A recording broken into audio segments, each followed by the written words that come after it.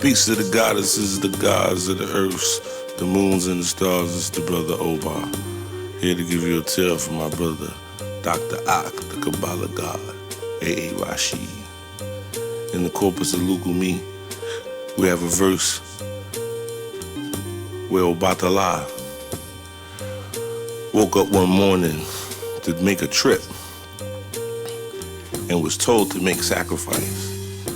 But Obatala was in such a rush that he decided that he would just continue on without having to make the sacrifice.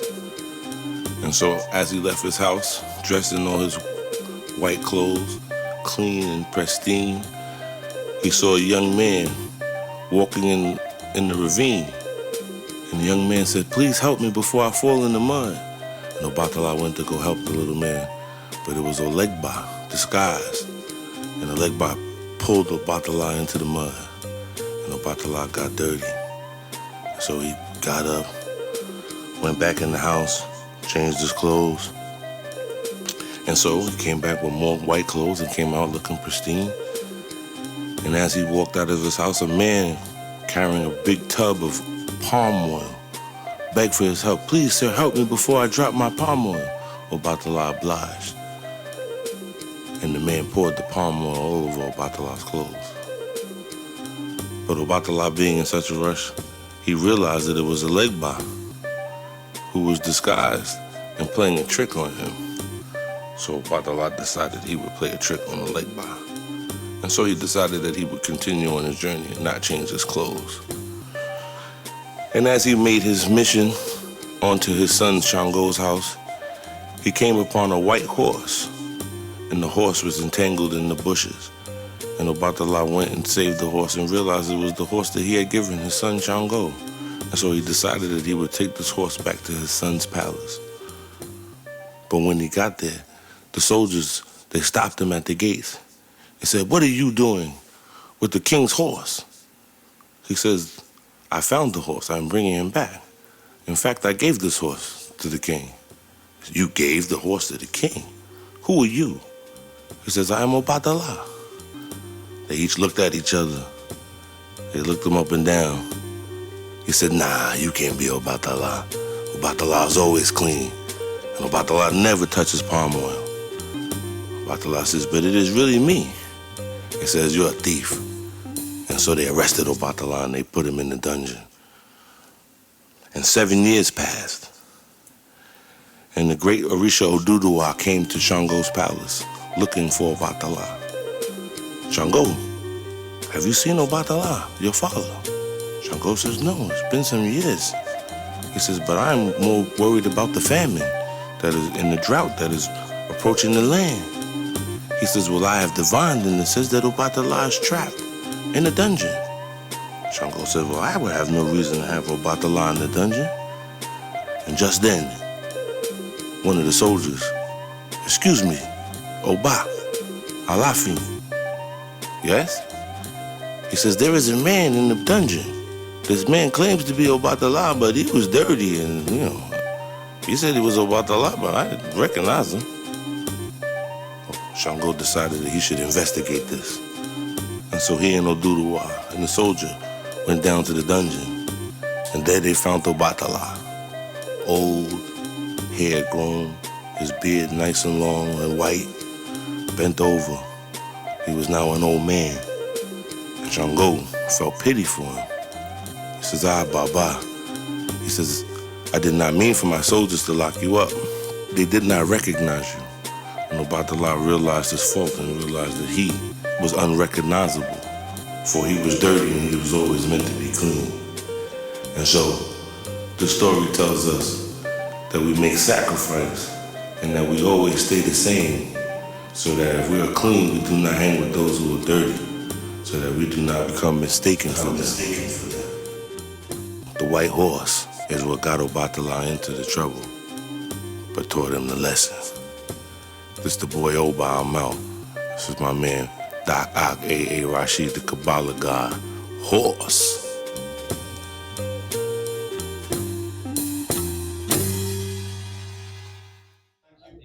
Hi everyone. I was speaking on a live video last night and I was saying how much my life, how grateful I am for my life, because I truly do what I love, you know, and this is what we're going to see, is the things that I find, but it's not me saying, it's just something that I've found. So this message doesn't originate with me. This is the logo. This is the Black Panther Party's logo. Yeah, so the Black Panther Party, one of the leaders, amazing documentary you should check out on Netflix, Black Panther Party, like that title, type that in. And what you'll see is there was a guy called Fred Hampton, and he was unifying all races. The Black Panther Party doesn't just, the reason why I've used this logo is because that's Fred Hampton's quote, and that's one of my favourite quotes of all time, is all power to all people. But his fiance was pregnant, and he was asleep at like 4 a.m. and the police burst in and murdered him. Like, that's how it was back then. They were having shootouts like live in the street. But the Black Panther Party was much bigger than their immediate people, you know. So that's Fred Hampton's quote, all power to all people. So I just threw that in there, you know, as I was looking through the archives of, like, because I want to give you a visual experience. And that's what I realised in the first book that came out this time last year. It's far too much text. We don't consume information the way we used to. It's more audio books, it's more visual nowadays. So that's what I've aimed to do or provide in this presentation, is a visual experience of a micro world. So we're going to go inside the body. I'm going to show you like different tissues and various things. But yeah, so this presentation or anything that I do is knowledge of how to scientifically get the best out of you. Believe it or not, there is a scientific method for near enough anything that you're searching for. You just may not have found it yet, but there is civilizations who've created sciences that are beyond what we can fathom, because we've regressed, so to speak. But to the next one.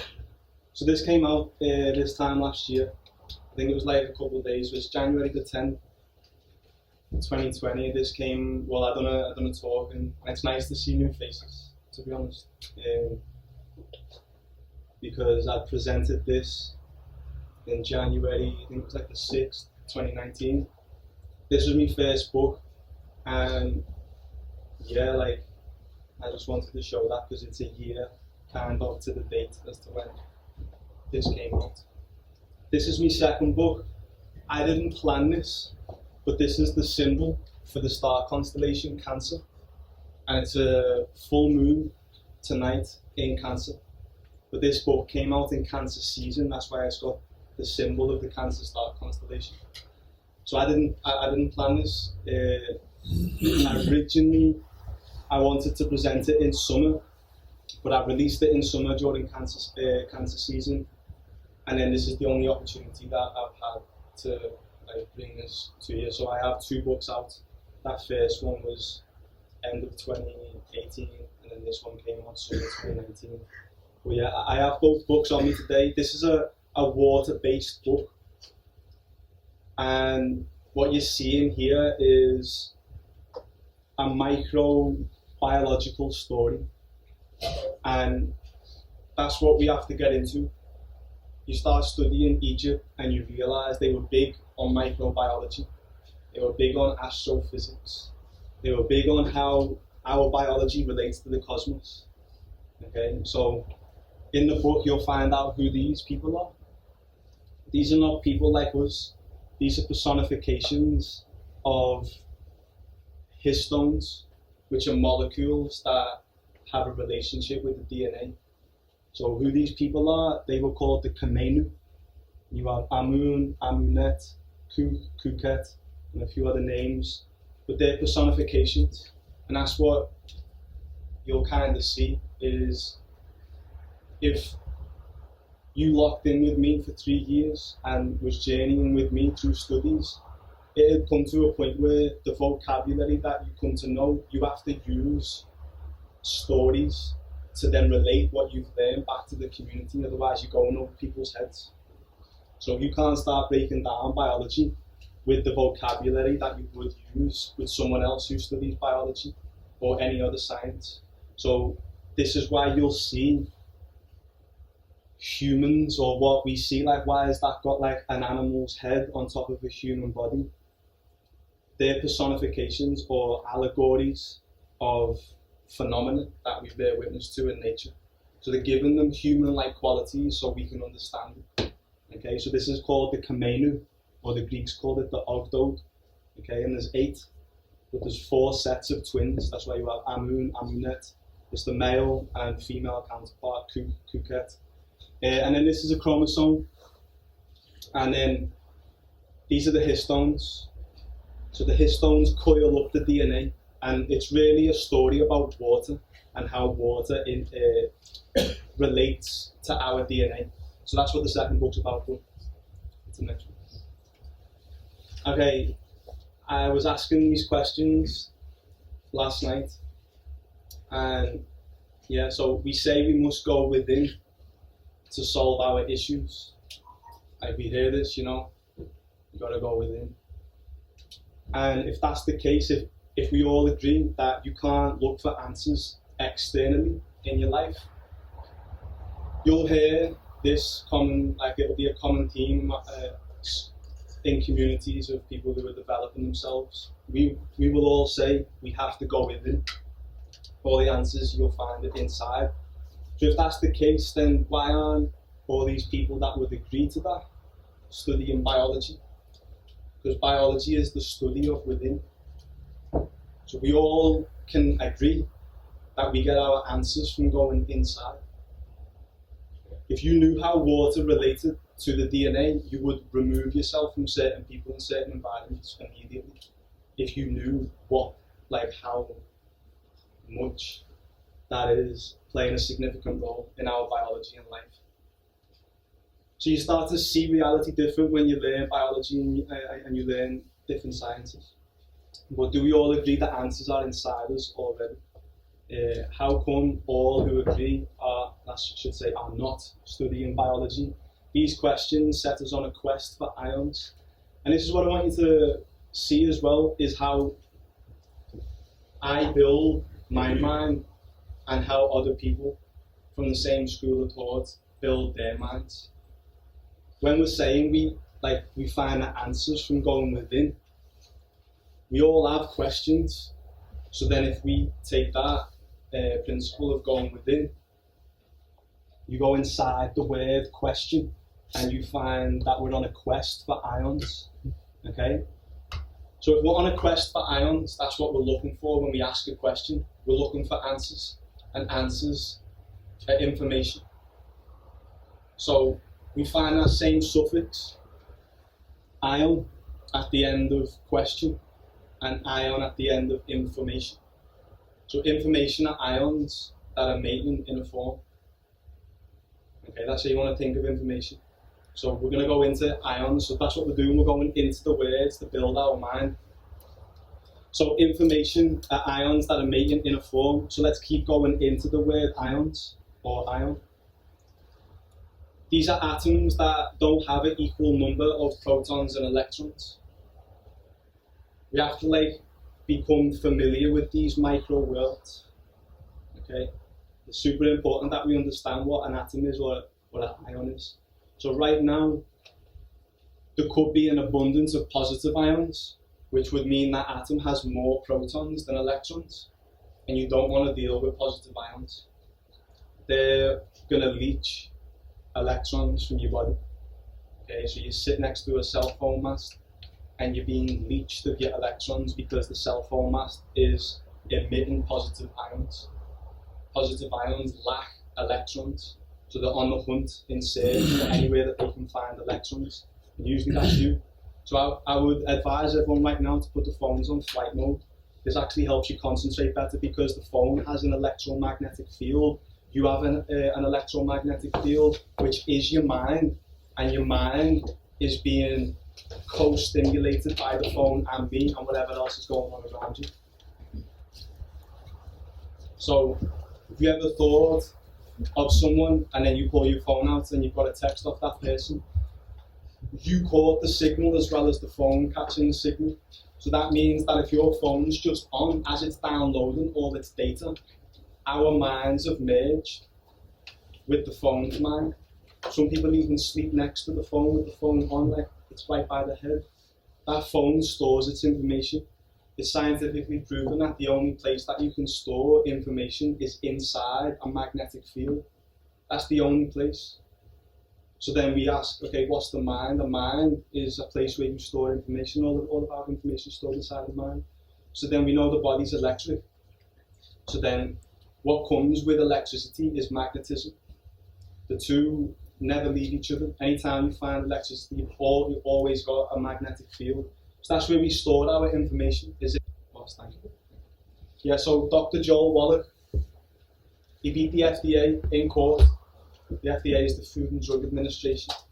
He beat them in court 8 times, and he won the right to say that selenium kills cancer cells. Selenium has been missing from the soil since the 60s. When we don't have selenium no more. So our voltage in the cells in the blood is low. So this is allowing things to manifest. This is allowing disease to come forth. It's because simply we're deficient in minerals. So you can tap in, to different and unlock different potentials inside yourself just from minerals. But selenium is depleted from nicotine. Sarsaparilla detoxifies nicotine from the body. So you can hold on to selenium a whole lot more when you're dealing with the sarsaparilla. Okay? Cascara Sagrada is going to tighten your intestines. It's going to promote bowel movements. But you have this wave of contractions. And the strength of those contractions along your intestines determines how efficient your bowel movement is. Cascara Sagrada increases the strength of those contractions. So you get more waste out, so nothing ferments, that you wouldn't want to ferment, which is a synonym for rot. Okay. Soursop leaves, I have a clinical study showing that soursop leaves kill prostate cancer. I should have put that in. But Consus crispus, this is the name of the species of sea moss that I use, and this is very different from the common sea moss that you'll see online or most people selling, because there's a lot of confusion around the names. Consus crispus was kind of made popular by Dr. Sebi, but when you'll search Consus crispus, you'll find Gracilarium, which is not what he was dealing with, because they have 2 different functions. Okay, so Consus crispus is going to rebuild the membranes and do a bunch of other things, but we'll leave it there. Yeah, go to the next one. Okay, so this is redox. Okay, so we're going to break down what redox is. So remember, we've got to do an intracellular chelation. You've got to do a redox, and you've got to do, what was the other one? Help me. What was the other one? Redox, intracellular chelation, and the NRF2 system. So this is how you want to remember it. Oil rig. Oxidation is loss. Reduction is gain. So you think reduction, how could that mean that we're gaining something? That's just the word. I think it pertains to how something is concentrated. But oxidation is loss of electrons. Reduction is gaining of electrons. So we say, oh, it's rich in antioxidants. So what an antioxidant is doing, it's reducing things that lack electrons. So an antioxidant donates electricity to something that lacks electricity. See the words again, electricity, electrons. So when you give electrons to something, you give it electricity. So antioxidants donate electrons. That would be called redox. That's a redox reaction. Okay. So free radicals are things that lack electrons. And when you find free radical damage in the liver, you'll have hepatitis, cirrhosis, or cancer. In the pancreas, it'll be pancreatitis, diabetes, or cancer. So this is all just these organs losing electrons because you're not dealing with free radicals. You know? So you can have nephrosis, nephritis, or cancer in the kidney if the kidney loses too much electrons. It's losing its life force from free radicals, because free radicals are on the hunt for electrons. They're trying to steal and make themselves complete again. Just like you could say a man is searching for a woman, or a woman is searching for a man. You know, when you lose your woman, you'll go and search for another woman in time. So an atom is a balanced ratio of electrons and protons. So when something loses its electrons, it's trying to find electrons again. So just from breathing right now, we inhale oxygen. The iron magnetizes electrons from the oxygen atom to the hemoglobin inside the red blood cell. So iron is magnetically attracting electrons from the oxygen atom. So when something loses electrons, it becomes a free radical.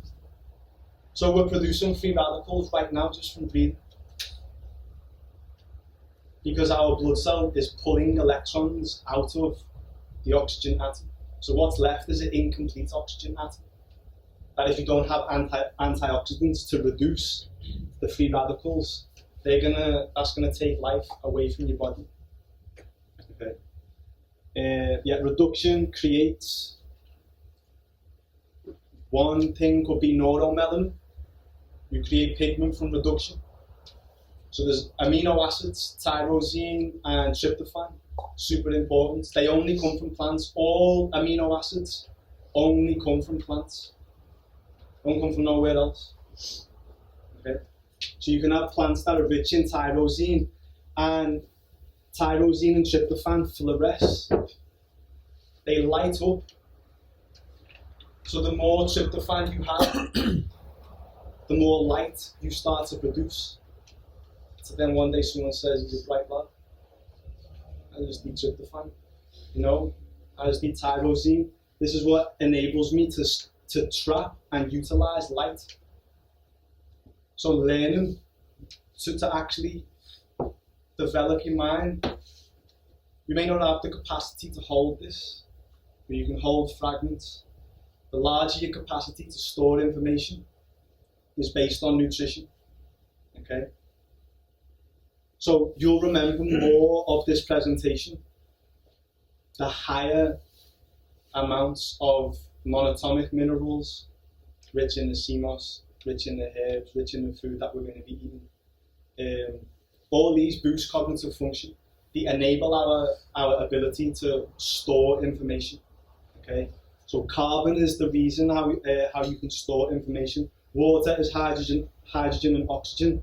When you add carbon to hydrogen and oxygen, you get a carbon, oxygen, and a hydrogen, which becomes a carbohydrate. We really need to study like biochemistry. This is what they were studying in Egypt. No carbs. That's insane. So you're saying you're not eating carbon no more? That's really what someone's saying, you know. But then carbohydrates are fruits and vegetables. So you stop eating fruits and vegetables, and then you start to only eat like a paleo or like a keto or certain types of diets like that. You're walking away from nature and into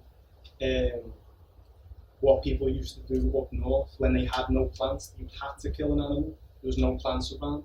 So that is now a conscious choice, or what is seeming to be a conscious choice for you to walk away from plants, walk away from carbohydrates, fruits and vegetables, to go and choose flesh.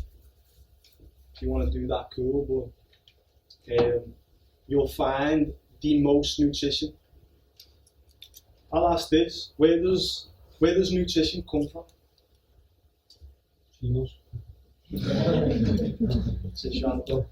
Because that actually is a unique process where CMOS doesn't need soil to get minerals from rocks. Most other plants need soil as a medium to get minerals from rocks. So nutrients come from rocks. And the soil on top of the rocks, the bacteria in the soil. That's how, when the plant puts its roots in the soil, it's that soil that acts as a medium to get the minerals out of the rock. But certain plants like sea moss don't need soils. They just screw directly into the rock, which I'll show you. It's crazy. But yeah, let's skip. So nutrients come from plants, and then the nutrients are coming from the soils. And that's how the soils are basically, that's why you'll see people coming out saying, oh, veganism wasn't for me. I never found health within veganism. That's because you're thinking about it on an animal agricultural level and not on a biochemistry level. Because if you don't know that the soils are depleted, it doesn't matter if you eat plants or animals. The plants come from the soils and the animals eat plants that come from the soils. So if all the soils are depleted for minerals, and that's being determined, and they get weaker and weaker every decade, every year, like no one does like a year break. Supermarkets put so much demand on farmers, you never get a year break, but we'll have a year break for Glastonbury to let the grass grow back. You know what I mean? No one lets the soils just have five, you know. So that saying wrong that be well, you know, for saying like Schauberger goes on. I was saying the soil, I used them always head. What they're doing now is they're ripping the soil. There's got no chance to be fair. The way Victor was doing it, he was doing like a model, it wasn't actually breaking the soil. Just little technique like that. So Victor Schauberger was someone who Dr. Sadie studied through big on water. He created like log flumes, how to manipulate water to uphold logs by like putting rocks in the riverbed to direct the log flumes. It's crazy. Yeah, so I'll just flow down like big hillsides, I'll touch any banks. Yeah, so Victor Schauberger, if you want some water information, go to Victor. But the intercellular chelation, so carrageenan, this is what you find in Conchus crispus, not in other sea mosses. You don't get this in other sea mosses. So carrageenans are sulfated galactan polymers that act as emulsifiers. Imagine if we all eat now, and the pots that Abraham's cooking with, no one cleans them until tomorrow morning. You can't just wash that with water. You have to have an emulsifier to get the grit off. Okay? So there's heavy metals and various other toxins that are deposited inside our cells that are very hard to remove. So you have to have an emulsifier to get the heavy metals out. So the way these polymers are set up, polymers are chains of these molecules. Okay? And the way that you're Bag. Oh, thank you. So we're going to be careful about going into this new decade. We're going to see, we already see KFC vegan chicken billboards. So they're already changing the definition of what it really is. It's corn as well, isn't it? Like Yeah. It's like ultra processed stuff. That. It's crazy. So we're being, our children, if we don't teach them better, and people now coming into veganism thinks that it's just about abstaining from animals, but that leaves room for anyone to sell you anything that isn't an animal. Yeah. Anything, you're cool with it because it's got a vegan label on it. So that's where people are rejecting it naturally, because they're like, how can something be so healthy for KFC and Subway are getting behind it? So certain people are starting to reject veganism because they see the agenda within it. And that's what we've got to be able to do, is navigate through the agenda. They'll get everything that we do, everything that happens on a grassroots level will be grabbed by corporations and changed and steered the other way. You know? So it's not about abstaining from animals. That's one tiny factor. What it's really about is eating wild vegetation. Okay? So fireflies are not actually a fly, it's actually a beetle. Hence, the prominence of the beetle in hieroglyphs. This is about luminescence. This is about lighting up. Okay? So the firefly is used as an example of how organisms illuminate. Fireflies is related to bioluminescence. So you could see anytime that you see a glyph, depending on what is around that glyph, anytime that you see a beetle in hieroglyphs, they're talking about illuminating on a, depending on what level they're speaking about. It could be light that comes from outside of us or light that's coming from within. What we're going to talk about is bioluminescence. Okay? You can communicate. Organisms communicate through bioluminescence. You don't have to say words. It's the light that's radiating from you that communicates. Words are redundant. Most communication happens by way of body language. You know how I feel by the way, how I stand, the way I present myself. You can see how I feel. I don't have to speak, you know. So this is all based on bioluminescence. So this is the aim of like getting into plants. That's really the aim, is you're trying to light yourself up, you know. So you have luminescence by way of chemical reactions. Chemical reactions create luminescence. Okay, so we call that chemiluminescence.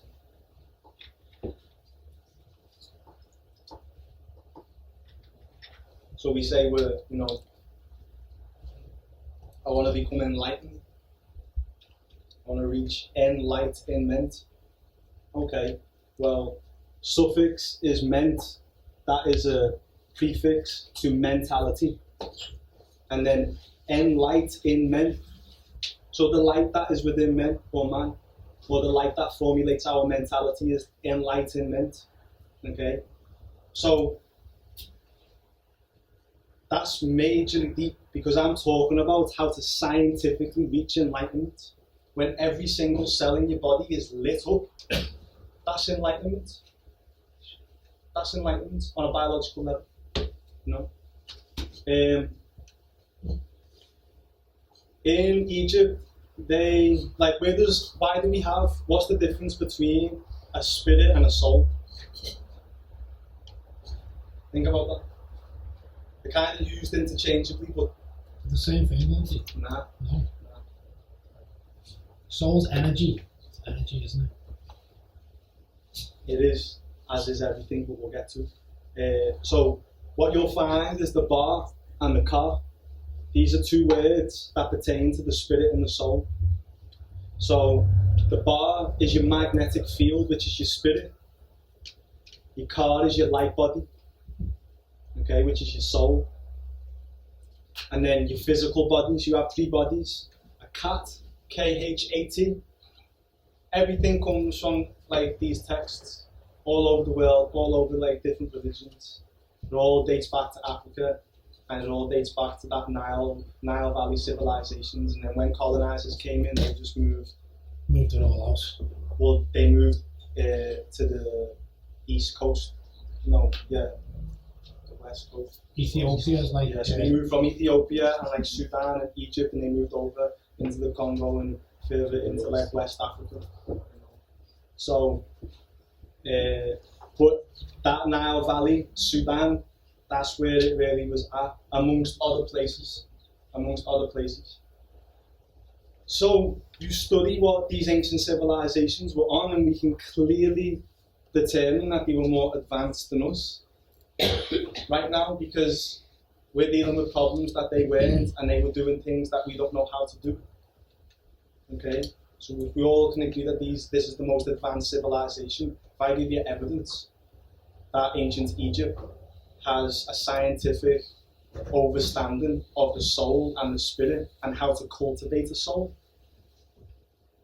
you would want to be living a certain way to go and cultivate your soul, which is the ka. Okay, so your physical body is your K-H-A-T, that's the kat. Okay, and how you treat the kat determines the health of the bar and the car, or the spirit and the soul. Okay? We are eating and living a particular way to fluoresce or to illuminate. Okay? So the ancient Latin word for for Venus is Lucifer. So Venus means Lucifer. It's the second brightest star in the sky. So you get stories of how Lucifer is competing with God or the sun. Because Venus also rules our desires. So we're being lured into our desires. This is what Venus indicates when you study astrology. Okay. You'll find that Venus is indicating your desires. So whatever Venus was, whatever that was in alignment to, people have already mapped out the characteristics of organisms born under a particular Venus alignment. So I have Venus in Capricorn, so I know my desires. So therefore you can be conscious and oversee your desires. So you can control your desires. Like you may be being controlled by your desires. But that's the lower octave. Neptune is the higher octave of Venus. So this is your desires, Venus. This is where some of these stories may come from about Lucifer, you know. But that just means the light bearer or the light bringer. Okay.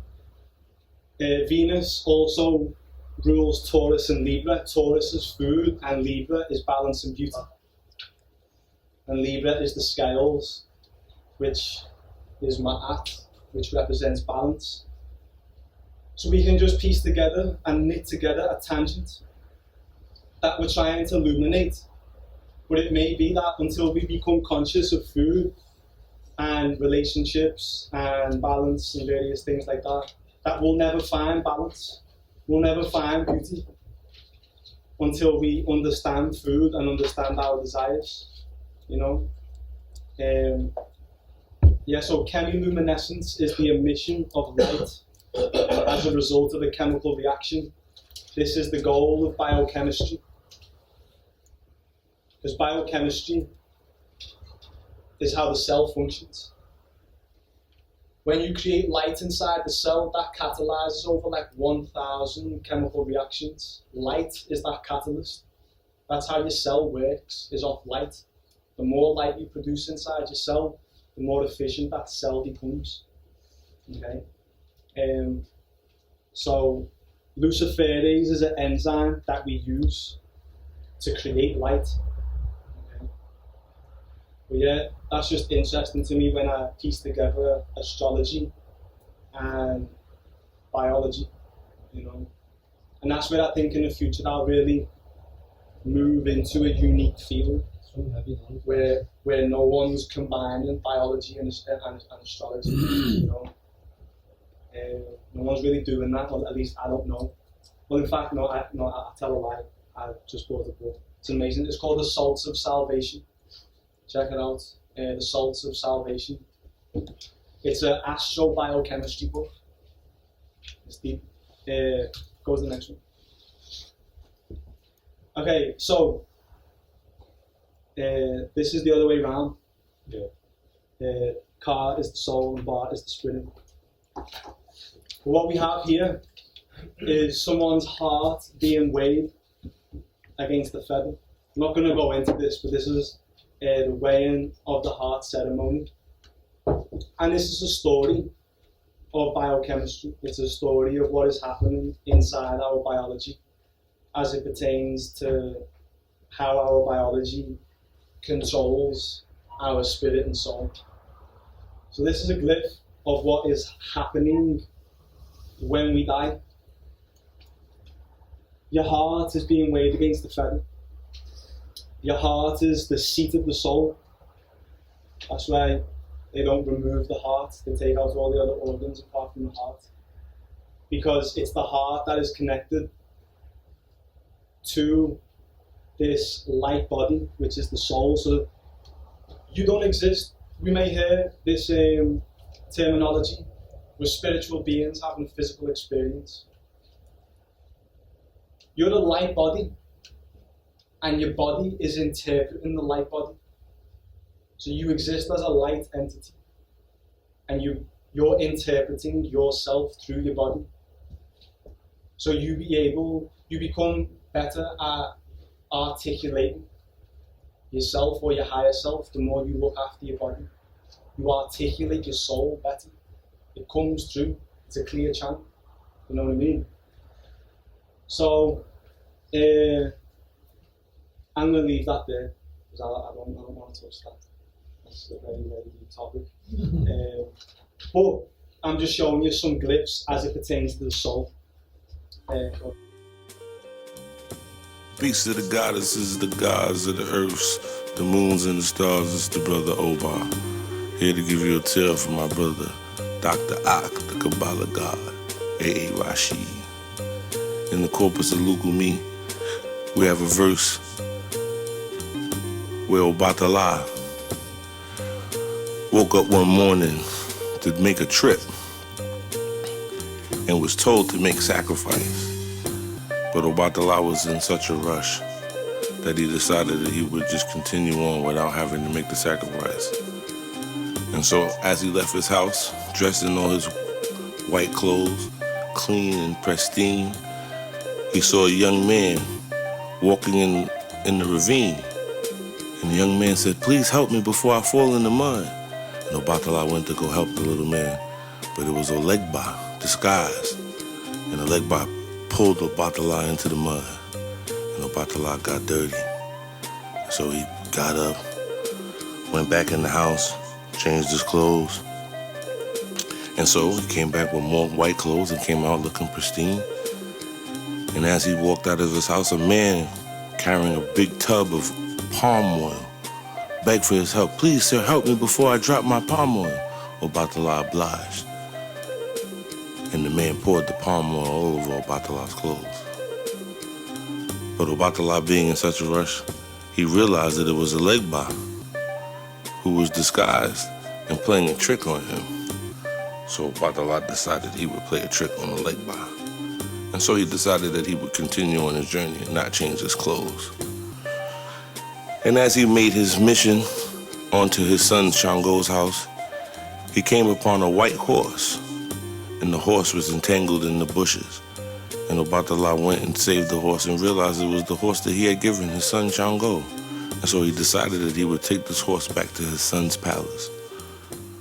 But when he got there, the soldiers, they stopped him at the gates. They said, "What are you doing with the king's horse?" He says, "I found the horse. I'm bringing him back. In fact, I gave this horse to the king." "You gave the horse to the king? Who are you?" He says, "I am Obatala." They each looked at each other. They looked him up and down. He said, "Nah, you can't be Obatala. Obatala is always clean. And Obatala never touches palm oil." Obatala says, "But it is really me." He says, "You're a thief." And so they arrested Obatala and they put him in the dungeon. And 7 years passed. And the great Orisha Oduduwa came to Shango's palace looking for Obatala. "Shango, have you seen Obatala, your father?" Shango says, "No, it's been some years." He says, "But I'm more worried about the famine that is in the drought that is approaching the land." He says, "Well, I have divined, and it says that Obatala is trapped in a dungeon." Shango says, "Well, I would have no reason to have Obatala in the dungeon." And just then, one of the soldiers, "Excuse me, Oba, Alafin." "Yes?" He says, "There is a man in the dungeon. This man claims to be Obatala, but he was dirty and, he said he was Obatala, but I didn't recognize him." Shango decided that he should investigate this. And so he and Oduduwa and the soldier went down to the dungeon. And there they found Obatala. Old, hair grown, his beard nice and long and white, bent over.